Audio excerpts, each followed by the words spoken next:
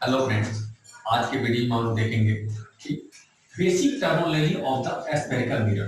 पिछले last video में हमने ये देखा था कि मिरर के टाइप्स, ये सारी चीजें हम लोग स्टडी किए थे। और उसी में ये हमें स्फेरिकल मिरर में हमें ये पढ़ना है। स्फेरिकल मिरर क्यों पढ़ा है? क्योंकि ये हॉलो स्फीयर का पार्ट होता है।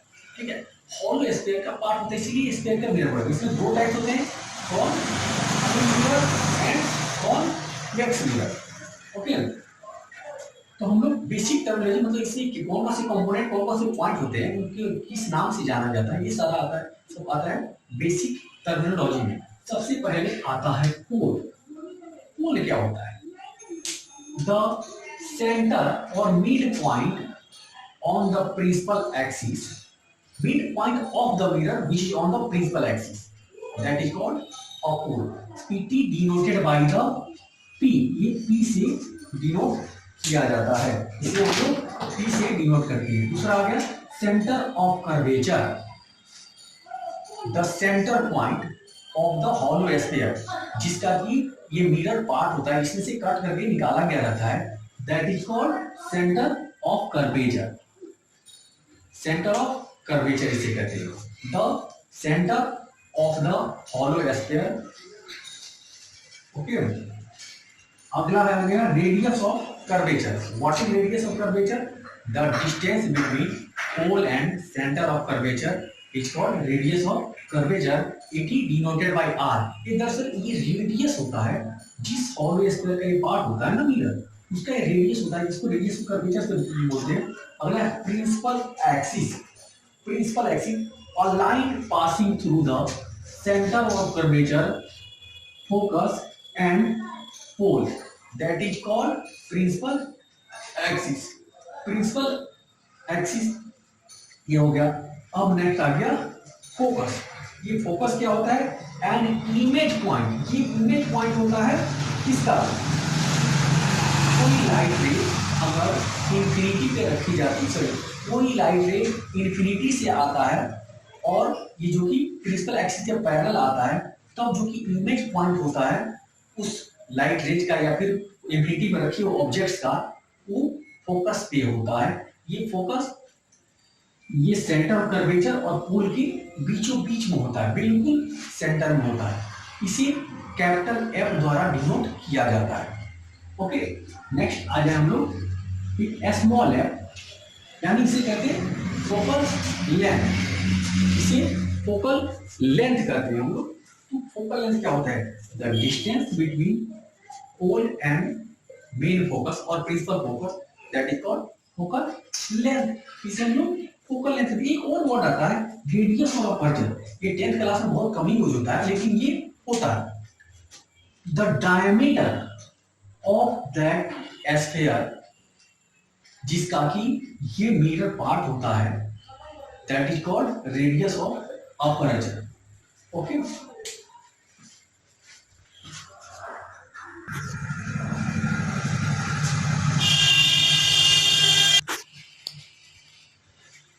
अब आगे हमें स्टडी करना है इस वीडियो में rules of image formation of curve mirror.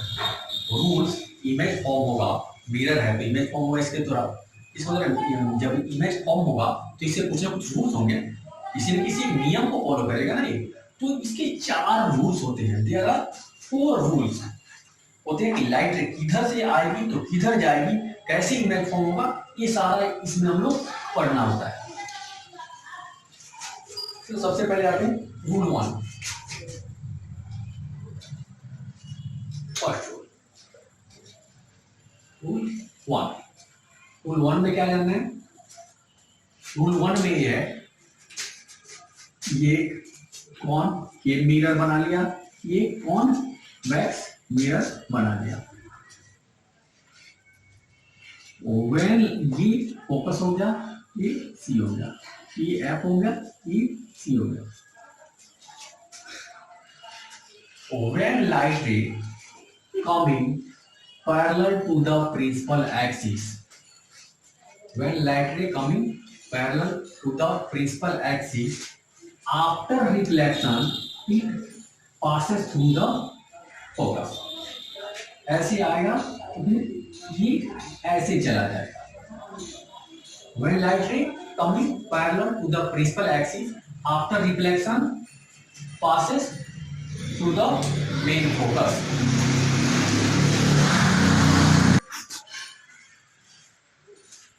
इसमें ऐसे आएगा, ये पैरेलल आएगा, यहाँ से टकराकर इधर चला जाएगा, बट ऐसा फील होगा कि यहाँ से आकर यहाँ से होकर गुजर रहा होगा ये, ठीक है। ऐसा फील होगा कि यहाँ से होकर गुजर रहा होगा, ऐसा प्रतीत होगा कि ये यहाँ से होकर ये गुजर रहा है। ओके, ऐसा फील होगा। सेकेंड, अब ये फर्स्ट रूल हो गया। अब हम लोग चलेंगे रूल 2 की ओर, और सेकेंड रूल की ओर हम लोग मूव करेंगे। सेकेंड रूल क्या है? सेकेंड रूल ये है कि व्हेन लाइट रे, यानी जब लाइट रे इधर से होकर गुजरेगी, लाइट रे सेंटर ऑफ कर्वेचर से, यानी सी से होकर गुजरेंगी,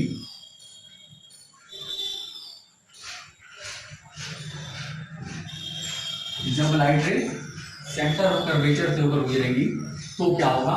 तो आफ्टर रिफ्लेक्शन, जब लाइट रे सी से होकर जाएगी तो after reflection centre of curvature से ही फिर उसी डायरेक्शन में रिटर्न बैक होगी।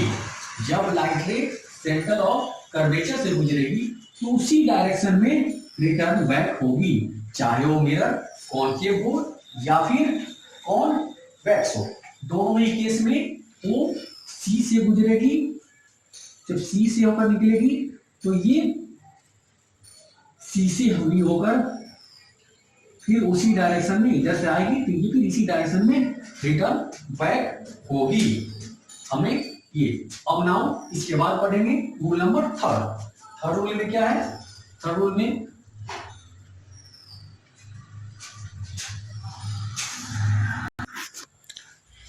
ये जो थर्ड रूल होता है वो फर्स्ट रूल का जस्ट अपोजिट होता है। पर फर्स्ट रूल में था कि जब लाइट के parallel to the principal axis आ रही है तो आफ्टर रिफ्लेक्शन ये कहां से होकर गुजरेगी? फोकस से।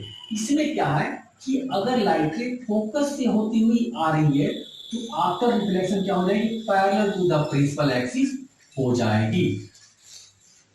When light ray passes through the focus, then after reflection it goes parallel to the principal axis. Now rule number 4.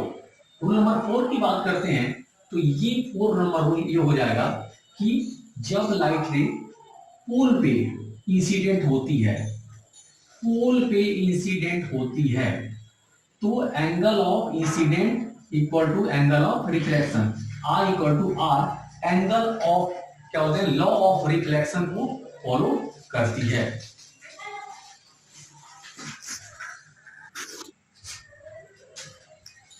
अब हम लोग image formation by the curve mirror पढ़ेंगे। हम जानते हैं कि कर्व और स्फेरिकल मिरर दो टाइप का होता है, पहला कॉनकेव, दूसरा कॉन्वेक्स। कॉनकेव के अलग इमेज फॉर्मेशन होते हैं, कॉन्वेक्स के अलग होते हैं। अब इसके कंडीशंस क्या क्या होंगे इमेज फॉर्मेशन के, पहले देखते हैं कि क्या क्या केसेस होंगे। वो केसेस के बारे में पहले जान लें। सबसे पहले ये हमारा है कौन, इसको मिटाकर फिर से थोड़ा मिरर गया, ये है कौन के मिरर। तो इसके 6 केस होते हैं, ये पोल, ये फोकस, ये सेंटर ऑफ कर्वेचर। एक होता है हम लोग इमेज को कहां रख सकते हैं? इन्फिनिटी पे। दूसरा इन्फिनिटी और सी के बीच में रख सकते हैं। तीसरा केस होता है कि हम लोग सी पे ही रखें, यानी सेंटर ऑफ कर्वेचर पे रखें। तीसरा हम लोग सी और एफ के बीच में रख सकते हैं। ये फोर्थ नंबर था, सी और एफ के बीच में। फिफ्थ है कि हम लोग एफ पे ही फोकस पे ही रखें। And sixth and last case होगा कि हम लोग फोकस और पोल के बीच में हम लोग इसको ऑब्जेक्ट को रखें। तो ये 6 केस होता है। एक हो गया पहला इन्फिनिटी पे, दूसरा इन्फिनिटी और सेंटर ऑफ कर्वेचर के बीच में, third one centre of curvature पे ही रखें। Fourth one centre of curvature and focus के बीच में रखें।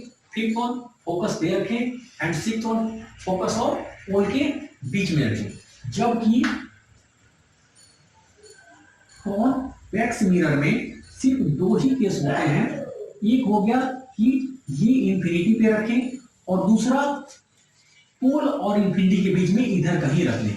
इसमें दो ही केस होते हैं, तो इसमें 6 केस पढ़ने और इसमें 2 केस, यानी कॉन्केव में 6 केस और कॉन्वेक्स में ओनली 2 केस हमें स्टडी करने हैं इमेज फॉर्मेशन के। तो चलिए आइए, सबसे पहले पहला केस क्या होता है। केस वन क्या होता है वो हम देखेंगे। तो पहला केस ये होगा, case one, when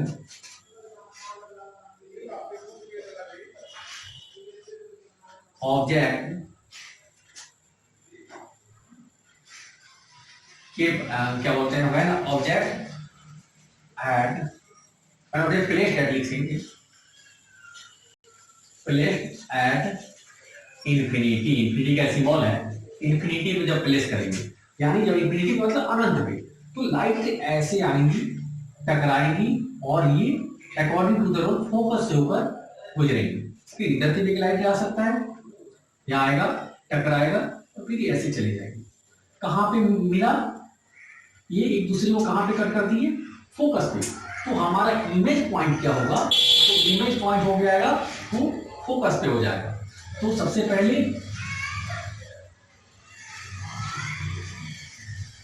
image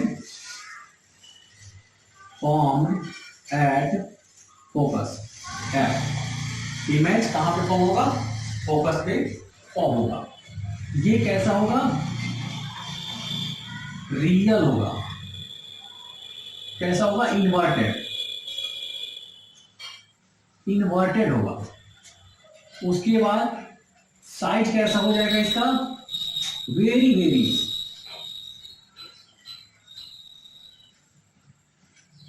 small in size. Magnification M क्या हो जाएगा, मैग्निफिकेशन जो एम होगा ना, बहुत छोटा हो जाएगा 1 से। अब देखिए ये तो जो होता है ना, ये पहला वाला, ये जो है ये पोजीशन कहते हैं। आगे क्वेश्चन पूछ सकता है, what is the nature and position of the image. ये दोनों जो है ये नेचर है, नेचर। और ये लास्ट का ये दो होता है ना, ये साइज होता है, ये साइज होता है। यानी पोजीशन क्या हो गया, इमेज कहां फॉर्म होगा, फोकस से। कब, जब ऑब्जेक्ट को हम लोग प्लेस करेंगे इंफिनिटी पे।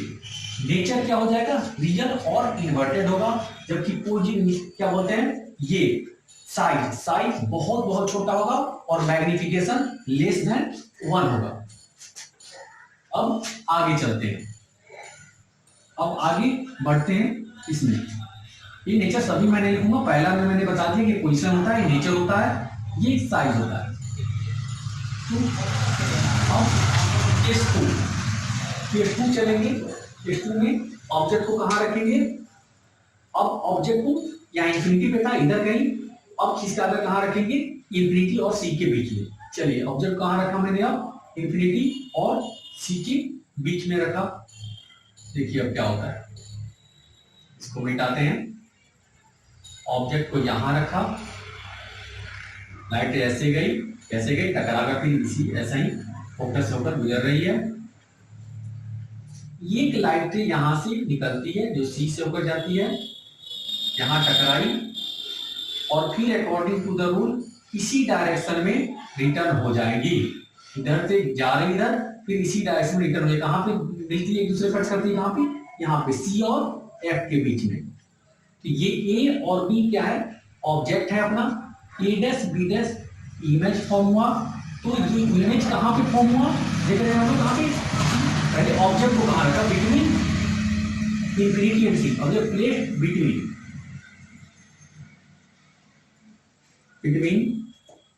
Infinity and C, centre of curvature के बीच में। तो कहां पे फॉर्म हुआ हमारा, इमेज कहां पे फॉर्म होता है, image form between between form में बी बाई डब्ल्यू लिख सकते हैं। बिटवीन सी एंड एफ के बीच में इमेज फॉर्म होता है, यानी सेंटर ऑफ कर्वेचर और फोकस के बीच में। एक चीज हम ध्यान दे रहे हैं, जैसे जैसे ऑब्जेक्ट को क्लोज टू द मिरर लाएंगे तैसे तैसे इमेज क्या होता है, फार टू द मिरर, दूर बनते जाएगा और इमेज का जो है ना साइज भी बढ़ते जाएगा। जैसे जैसे ऑब्जेक्ट को कहां लाएंगे, मिरर के पास लाते जाएंगे, इमेज का साइज बढ़ते जाएगा और इमेज दूर बनते जाएगा मिरर से। तो ये रियल होगा, ये भी इन्वर्टेड भी होगा, साइज होगा छोटा तो होगा लेकिन केवल स्मॉल, स्मॉल। ये छोटा होगा लेकिन बहुत छोटा नहीं होगा, जस्ट छोटा होगा। ओके, अब चलते हैं थर्ड केस पे। हमारा थर्ड केस क्या है? थर्ड केस है व्हेन ऑब्जेक्ट प्लेस्ड एट अब यहां पे रख दिया सी और बिल्डिंग अब रखेंगे सी पर, सी पे रखेंगे तो इमेज कैसा बनेगा ये देखते हैं हम लोग। इसको मिटाएं,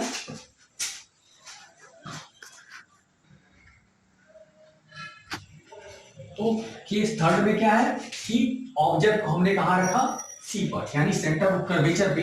तो क्या होगा, लाइट एक यहां से ऑब्जेक्ट से निकली, यहां टकराई और फिर ऐसे अकॉर्डिंग टू रूल फोकस से बन गई।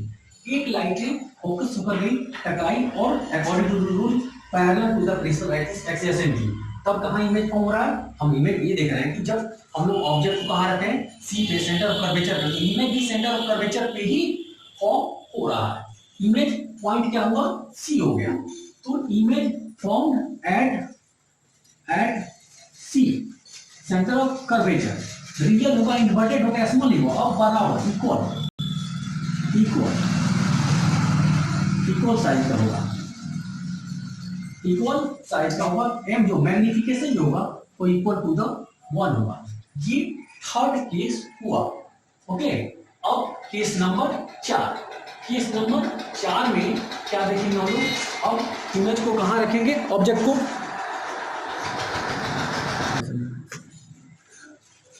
अब केस 4 में हमने ऑब्जेक्ट को कहां रखा, सी और एफ यानी सेंटर ऑफ कर्वेचर और मेन फोकस के बीच में रखा।